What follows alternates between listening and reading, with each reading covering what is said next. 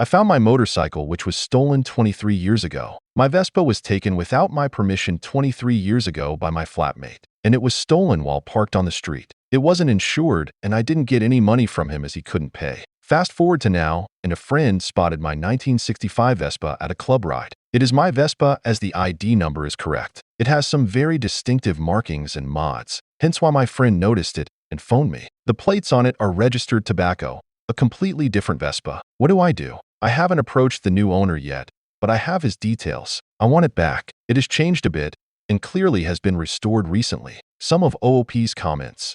Commenter: did you report it stolen at the time? OOP: yes, it was reported stolen. I have lots of photos and original ownership papers from when it was purchased. Commenter: great timing to get it back fully restored. The guy will be livid, hee. OOP: it was in great condition when stolen. It's a SS90, so a bit harder to find now. Commenter: did you make an insurance claim at the time and get a payout? If so, it may not even belong to you anymore. Possession would go to the insurance company as far as I know. OOP: no, not insured, and no payout. OOP updates and comments 1 hour later.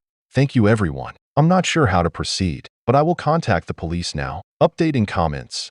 3 days later. Okay, an update. Wow, this is a small community. After I posted this, a couple of people contacted me. Short story: the Vespa is now with a friend till I get a chance to go down to the South Island and get it. Thank you for all the suggestions. The police weren't involved as the person with it decided to hand it over when he realized it was mine. Further clarifications/updates. 3 days later.